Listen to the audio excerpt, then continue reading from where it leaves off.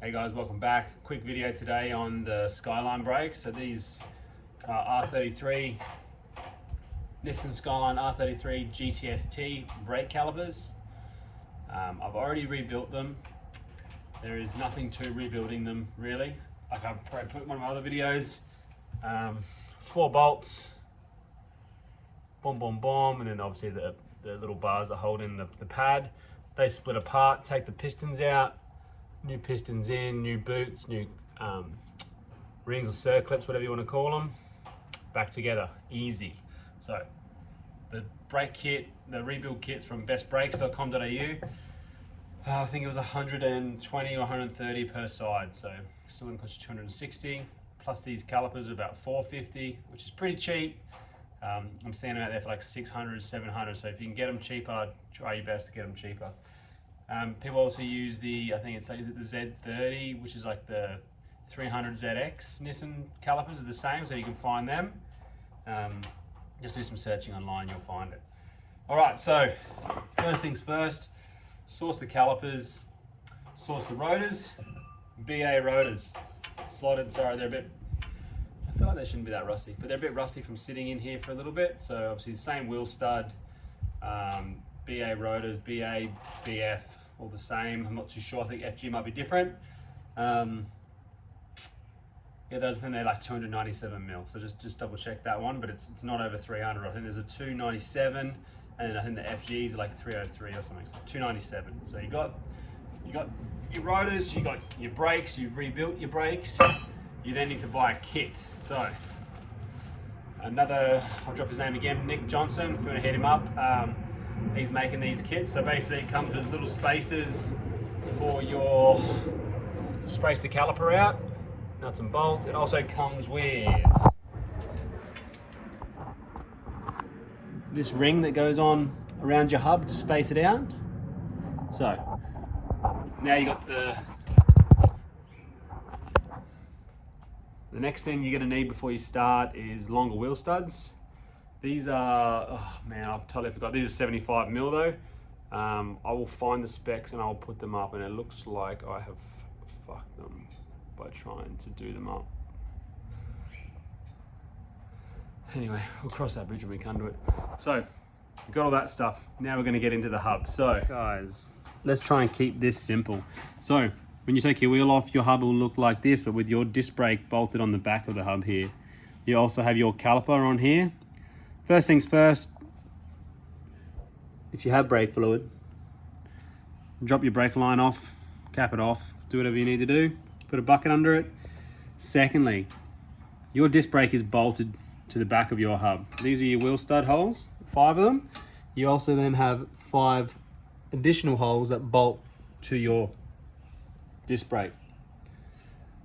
The R33 brake setup is different to this, and we'll get to that in a minute. So what you're going to need to do is, whether you do it in here or you do it once you take the hub off, you need to unbolt these bolts. Most of them obviously been down there for a while, so they might be a bit hard to get off. I did one in here with a breaker bar stuffed on it and then impact gun. The other side I pulled off just to see if there's any other ways. I pulled the whole hub off, slide this pin out, undo the bolt, and the whole hub will slide off, all connected. I then stood on it and used the impact to take it out. So there's a couple of ways to do it. You'll be able to do it, it's fine. I'm not going to open this back up now because it's fully greased. So new Koyo bearings, it's about $70 for both sides. So make sure you do the bearings while you're in there, and it'll last another bloody couple hundred. So once you do that, we put it all back together, and then this is the fun part. Sorry, can't fit the hole on me in, unfortunately, but this is what it's like when you try and do everything by yourself. Oh, I'm not going to turn that wheel because it won't turn. So basically, you're now set up, ready to go. You'll get this ring, which is on here, you can see in your kit. Basically, that's because the BA rotor is a different sort of size, the internal diameter. So that allows it to sit on the ring and sit on the hub, so it's one complete, holding the weight. Whether it holds all the weight or not, I'm unsure. I'm no mechanic, but it seems like in this case, the wheel studs take a lot of the weight. So, next thing, you've taken your hub off, you've taken the disc off, you've given it a clean, you've rebuilt it, you've new bearings, all the stuff.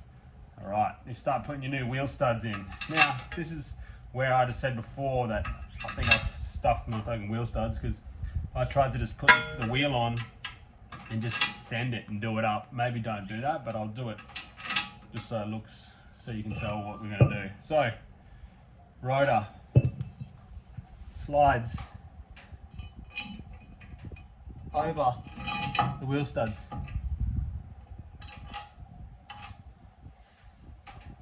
Notice before that your disc brake was on the back of your hub, you are now on the front of your hub. Let's do these up, well, that'll hold it in for us. I probably need to look up how to set these studs back in, because I was just doing this quick, so as you know, I'm always in a rush. I'm always doing stuff at night. But today I took a sick day for the first time in a long time. All right, so now your disc is sitting on your hub.